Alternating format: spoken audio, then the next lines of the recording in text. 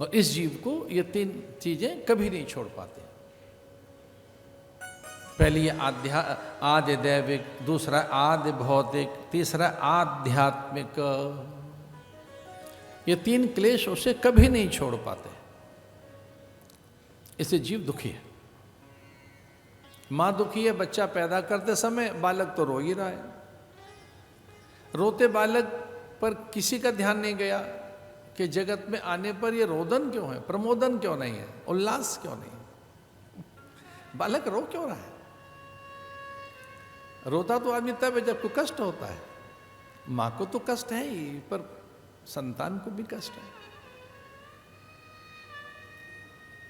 इसके लिए भागवतकार कहता है तापत्रय विनाशाय श्री कृष्णाय वयं नमः। पहले श्लोक में एक बड़ी विलक्षण बात दिखती है महर्षि वेदव्यास की। वो प्रणाम करते करते कहते आओ मिलके प्रणाम करें, जबकि वो अकेले थे। कोई एकांत में खड़ा हो और वहां कोई ना हो, और हिमालय में ऐसा ही तो था। आप सबने और हम सबने, पता नहीं कितने लोगों ने वो व्यास गुफा देखी तो है बद्रिकाश्रम के ऊपर। वहां जब वो अकेले थे महर्षि वेदव्यास और कोई नहीं था उनके पास, तब उन्हें ऐसा लगा पूरी दुनिया उनके साथ है, आओ आओ मिलके प्रणाम करें वयम नमः। इसका अर्थ है कि भागवत सबके लिए है, ये सबके लिए है। आओ मिलकर प्रणाम करें और इस दुख के निवारण का उपाय ढूंढें। दुख के निवारण का।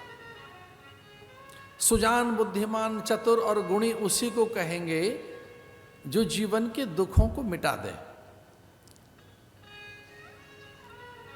एक दिन ये विचार कर लीजिए कि दुख रहने न पाए हमारे पास, कोई संशय, कोई भ्रम, भय, हम कैसे बड़ा माने उस आदमी को जो भयभीत रहता है।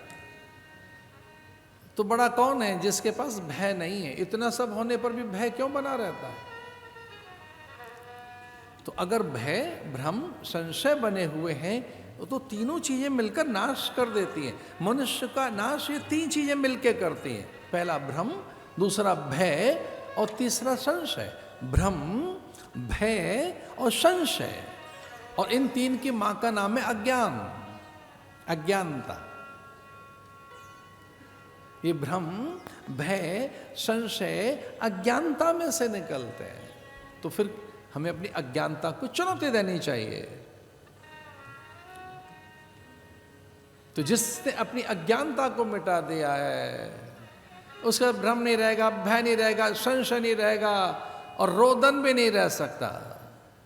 और जब बालक रोने लगा तो फटकार लगाई मां ने, सावधान, मुझसे पैदा होकर भी रोता है, मेरे दूध को ले जाता है, मैं लज्जित हूं, धिक धिक धिक्कार है मुझे, मैंने ऐसा बालक पैदा किया। चुप।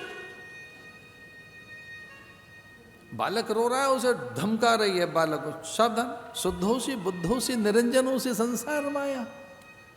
तो शुद्ध बुद्ध प्रबुद्ध है, नित्य है, शाश्वत है। आम मनुष्यों के बच्चे रोते हैं, मैं मदालसा मेरा बालक होके रोएगा। अब कल्पना कर सकते हैं, बालक पैदा हो रहा है, बच्चे को तो पता नहीं मां क्यों डांट रही है। मां डांट रही है, शुद्धों से बुद्धों से निरंजनों से संसार माया। रो क्यों रहा है? संसार की माया के लिए। संसार चाहिए, बहुत धन चाहिए, राजा बनना चाहता है, पूरी धरती को जीतना चाहता है, सबको हराना चाहता है। अच्छा, सब हार जाए और तू जीत जाए, सबकी पराजय में एक सुख ढूंढना चाहता है। अच्छा, सुख ये ढूंढना चाहता है कि सब हार जाएं और तू जीत जाए, राजा बनना चाहता है। इतना धनी बनना चाहता है कि दरिद्र रहे कुछ तेरे सामने, उनकी दरिद्रता से तेरी संपन्नता का सुख तुझे महानता देगा। इसलिए रो रहा है क्या? संसार के लिए। और ऐसे उस बालक को चुप कराया। शुद्धों से बुद्धों से निरंजनों से संसार माया, ऐसे कहकर, और ऐसे उसने 6-7 बालक अपने ज्ञानी पैदा किए।